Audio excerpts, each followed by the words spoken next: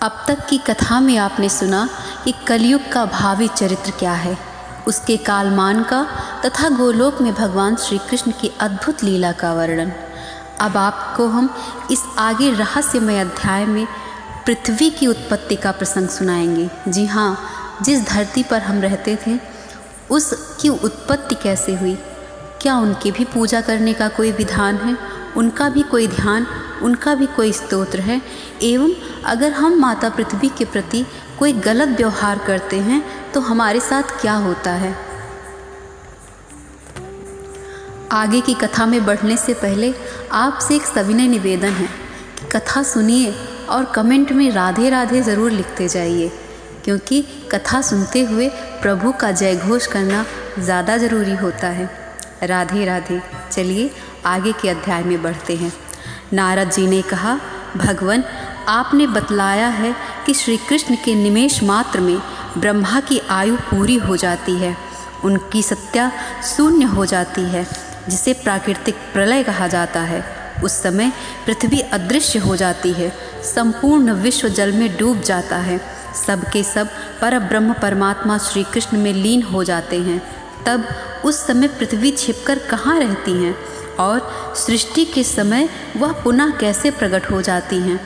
धन्या मान्या सबकी आश्रय रूपा एवं विजयशालिनी होने का सौभाग्य उसे पुनः कैसे प्राप्त होता है। प्रभु, अब आप पृथ्वी की उत्पत्ति के मंगलमय चरित्र को सुनाने की कृपा कीजिए। भगवान नारायण बोले, नारद, श्रुति कहती है कि संपूर्ण सृष्टियों के आरंभ में श्री कृष्ण से ही सबकी उत्पत्ति होती है और समस्त प्रलयों के अवसर पर प्राणी उन्हीं में लीन भी हो जाते हैं। अब पृथ्वी के जन्म का प्रसंग सुनो। कुछ लोग कहते हैं यह आदरणीय पृथ्वी मधु और कैटभ के मेद से उत्पन्न हुई है। इसका भाव यह है कि उन दैत्यों के जीवन काल में पृथ्वी स्पष्ट दिखलाई नहीं पड़ती थी। वह जब मर गए तब उनके शरीर से मेद निकला, वही सूर्य के तेज से सूख गया। अतः मेदिनी इस नाम से पृथ्वी विख्यात हुई। इस मत का स्पष्टीकरण सुनो। पहले सर्वत्र जल ही जल दृष्टिगोचर हो रहा था। पृथ्वी जल से ढकी थी, मेद से केवल उसका स्पर्श हुआ, अतः लोग उसे मेदिनी कहने लगे। मुने, अब पृथ्वी के सार्थक जन्म का प्रसंग कहता हूँ। यह चरित्र संपूर्ण मंगल प्रदान करने वाला है। मैं पुष्कर क्षेत्र में था। महाभाग धर्म के मुख से जो कुछ सुन चुका हूँ वही तुमसे कहूँगा। महाविराट पुरुष अनंत काल से जल में विराजमान रहते हैं, यह स्पष्ट है। समयानुसार उनके भीतर सर्वव्यापी समिष्ट मल प्रकट होता है। महाविराट पुरुष के सभी रोमकूप उसके आश्रय बन जाते हैं। मुने, उन्हीं रोमकूपों से पृथ्वी निकल आती है। जितने रोमकूप हैं उन सब में से एक एक जल सहित पृथ्वी बार बार प्रकट होती है और छिपती रहती है। सृष्टि के समय प्रकट होकर जल के ऊपर स्थिर रहना और प्रलय काल उपस्थित होने पर छिपकर जल के भीतर चले जाना, यही इसका नियम है। अखिल ब्रह्मांड में यह विराजती है। वन और पर्वत इसकी शोभा बढ़ाए रहते हैं। यह 7 समुद्रों से घिरी रहती है। 7 द्वीप इसके अंग हैं। हिमालय और सुमेरु आदि पर्वत तथा सूर्य एवं चंद्रमा प्रभृति ग्रह इसे सदा सुशोभित करते हैं। महाविराट की आज्ञा के अनुसार ब्रह्मा, विष्णु तथा शिव आदि देवता प्रकट होते एवं समस्त प्राणी इस पर रहते हैं।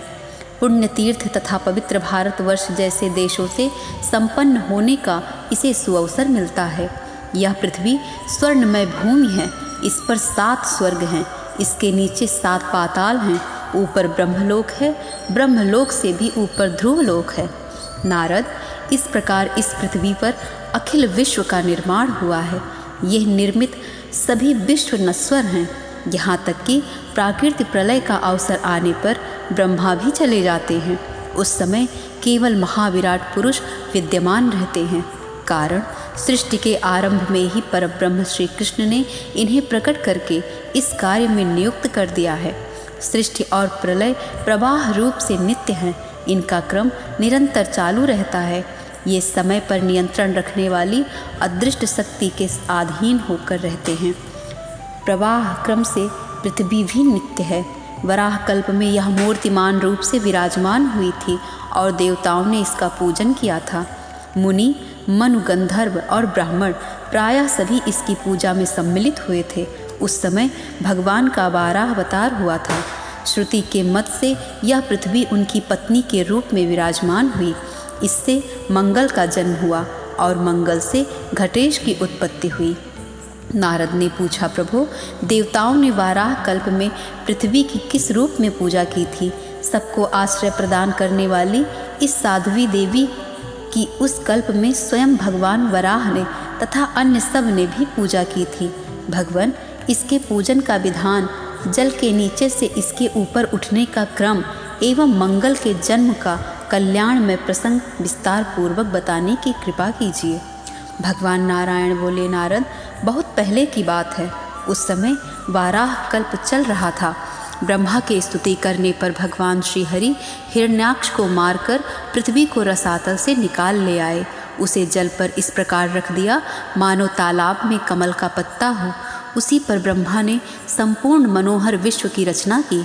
पृथ्वी की अधिष्ठात्री एक परम सुंदरी देवी के रूप में थी। उसे देखकर भगवान श्री हरि के मन में प्रेम हो गया। भगवान वराह की कांति ऐसी थी मानो करोड़ों सूर्य हों। उन्होंने अपना रूप परम मनोहर बना लिया तथा रति के योग्य एक शैया तैयार की। फिर उस देवी के साथ एक दिव्य वर्ष तक वे एकांत में रहे। इसके बाद उन्होंने उस सुंदरी देवी का संग छोड़ दिया और खेल ही खेल में वे अपने पूर्व वराह रूप से विराजमान हो गए। उन्होंने परम साध्वी देवी पृथ्वी का ध्यान और पूजन किया। धूप, दीप, नैवेद्य, सिंदूर, चंदन, वस्त्र, फूल और बलि आदि सामग्रियों से पूजा करके भगवान ने उससे कहा। श्री भगवान बोले, शुभे, तुम सबको आश्रय प्रदान करने वाली बनो। मुनि, मनु, देवता, सिद्ध और दानव आदि सबसे सुपूजित होकर तुम सुख पाओगी। अम्बुवाची के अतिरिक्त दिन में, अम्बुवाची का अर्थ आप यहाँ पर जान लीजिए, सौर मान से आद्रा नक्षत्र के प्रथम चरण में पृथ्वी भी ऋतुमती रहती हैं। जैसे साधारण स्त्रियाँ रजस्वला होती हैं, इसी तरह पृथ्वी भी ऋतुमय होती है। इतने समय का नाम अम्बुवाची है, जो कि आषाढ़ मास में आता है। उस समय गृह प्रवेश, गृहारंभ, वापी एवं तड़ाक के निर्माण में अथवा अन्य गृह कार्य के अवसर पर देवता आदि सभी लोग मेरे वर के प्रभाव से तुम्हारी पूजा करेंगे। जो मूर्ख तुम्हारी पूजा नहीं करना चाहेंगे उन्हें नरक में जाना पड़ेगा। उस समय पृथ्वी गर्भवती हो चुकी थी। उसी गर्भ से तेजस्वी मंगल नामक ग्रह की उत्पत्ति हुई। भगवान की आज्ञा के अनुसार उपस्थित संपूर्ण व्यक्ति पृथ्वी की उपासना करने लगे। कण्व शाखा में कहे हुए मंत्रों को पढ़कर उन्होंने ध्यान किया और स्तुति की। मूल मंत्र पढ़कर नैवेद्य अर्पण किया। यो त्रिलोकी भर में पृथ्वी की पूजा और स्तुति होने लगी। नारद जी ने कहा, भगवान, पृथ्वी का किस प्रकार ध्यान किया जाता है, इसकी पूजा का प्रकार क्या है और कौन मूल मंत्र है? संपूर्ण पुराणों में छिपे हुए इस प्रसंग को सुनने के लिए मेरे मन में बड़ा कौतूहल हो रहा है, अतः बताने की कृपा कीजिए। भगवान नारायण कहते हैं, मुने, सर्वप्रथम भगवान वराह ने इस पृथ्वी की पूजा की। उनके पश्चात ब्रह्मा उसके पूजन में संलग्न हुए। तदंतर संपूर्ण प्रधान मुनियों, मनुओं और मानवों द्वारा इसका सम्मान हुआ। नारद, अब मैं इसका ध्यान, पूजन और मंत्र बतलाता हूँ, सुनो। ओम ह्रीं श्रीं वसुधाय स्वाहा। इसी मंत्र से भगवान विष्णु ने इसका पूजन किया था। ध्यान का प्रकार यह है, पृथ्वी देवी के श्री विग्रह का वर्ण स्वच्छ कमल के समान उज्ज्वल है। मुख ऐसा जान पड़ता है मानो शरद पूर्णिमा का चंद्रमा हो। संपूर्ण अंगों में ये चंदन लगाए रहती हैं। रत्न में अलंकारों से इनकी अनुपम शोभा होती है। ये समस्त रत्नों की आधारभूता और रत्न गर्भा हैं। रत्नों की खाने इनको गौरवान्वित किए हुए हैं। ये विशुद्ध चिन्मय वस्त्र धारण किए रहती हैं। इनके मुख पर मुस्कान छाई रहती है। सभी लोग इनकी वंदना करते हैं। ऐसी भगवती पृथ्वी की मैं आराधना करता हूँ। इसी प्रकार ध्यान करने से सब लोगों द्वारा पृथ्वी की पूजा संपन्न होती है। विप्रेंद्र, अब कर्म शाखा में प्रतिपादित इनकी स्तुति सुनो। भगवान विष्णु बोले, विजय की प्राप्ति कराने वाली वसुधे, मुझे विजय दो। तुम भगवान यज्ञवराह की पत्नी हो। जय, तुम्हारी कभी पराजय नहीं होती। तुम विजय का आधार, विजयशील और विजयदायिनी हो। देवी, तुम ही सबकी आधार भूमि हो, सर्व बीज स्वरूपिणी तथा संपूर्ण शक्तियों से संपन्न हो। समस्त कामनाओं को देने वाली देवी, तुम इस संसार में मुझे संपूर्ण अभीष्ट वस्तु प्रदान करो। तुम सब प्रकार के शस्यों का घर हो, इस तरह के शस्यों से संपन्न हो, सभी शस्यों को देने वाली हो तथा समय विशेष में समस्त शस्यों का अपहरण भी कर लेती हो। इस संसार में तुम सर्व शस्य स्वरूपिणी हो। मंगलमयी देवी, तुम मंगल का आधार हो, मंगल के योग्य हो, मंगलदायिनी हो। मंगलमय पदार्थ तुम्हारे स्वरूप हैं। मंगलेश्वरी, तुम जगत में मुझे मंगल प्रदान करो। भूमि, तुम भूमिपालों का सर्वस्व हो, भूमिपाल परायणा हो तथा भूपालों के अहंकार का मूर्त रूप हो। भूमिदायिनी देवी, मुझे भूमि दो। नारद, यह स्तोत्र परम पवित्र है। जो पुरुष पृथ्वी का पूजन करके इसका पाठ करता है, उसे अनेक जन्मों तक भूपाल सम्राट होने का सौभाग्य प्राप्त होता है। इसे पढ़ने से मनुष्य पृथ्वी के दान से उत्पन्न पुण्य के अधिकारी बन जाते हैं। पृथ्वी दान के अपहरण से, दूसरे के कुएं को बिना उसकी आज्ञा लिए खोदने से, अम्बुवाची योग में पृथ्वी को खोदने से और दूसरे की भूमि का अपहरण करने से जो पाप होते हैं, उन पापों से इस स्तोत्र का पाठ करने पर मनुष्य छुटकारा पा जाता है। इसमें संशय नहीं है। मुने, पृथ्वी पर दीपक रखने से जो पाप होता है, उससे भी पुरुष इस स्तोत्र का पाठ करने से मुक्त हो जाता है। नारद जी बोले, भगवान, पृथ्वी का दान करने से जो पुण्य तथा उसे छीनने, दूसरे की भूमि का हरण करने, अम्बुवाची में पृथ्वी का उपयोग करने, भूमि पर वीर्य गिराने तथा जमीन पर दीपक रखने से जो पाप बनता है, उसे मैं सुनना चाहता हूँ। वेद वेत्ताओं में श्रेष्ठ प्रभु, मेरे पूछने के अतिरिक्त अन्य भी जो पृथ्वी जन्य पाप हैं, उनको उनके प्रतिकार सहित बताने की कृपा करें। भगवान नारायण बोले, मुने, जो पुरुष भारतवर्ष में किसी संध्यापूत ब्राह्मण को एक बित्ता भी भूमि दान करता है, वह भगवान विष्णु के धाम में जाता है।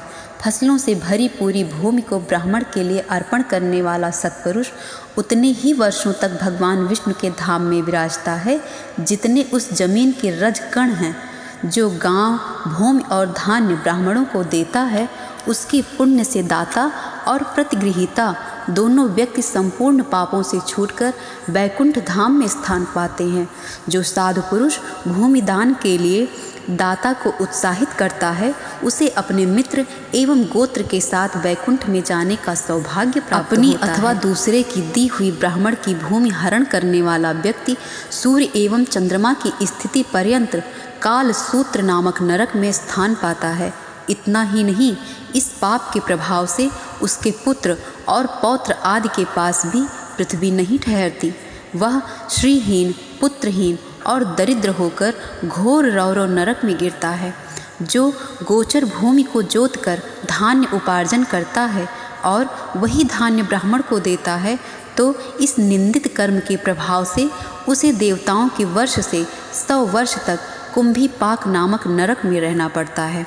गौओं के रहने के स्थान तड़ाग अथा रास्ते को जोतकर पैदा किए हुए अन्न का दान करने वाला मानव 14 इंद्र की आयु तक असिपत्र नामक नरक में रहता है। जो कामांध व्यक्ति एकांत में पृथ्वी पर वीर्य गिराता है, उसे वहाँ की जमीन में जितने रजकण हैं, उतने वर्षों तक रौरव नरक में रहना पड़ता है। अम्बुवाची में भूमि खोदने वाला मानव कृमिदंश नामक नरक में जाता और उसे वहाँ 4 युगों तक रहना पड़ता है।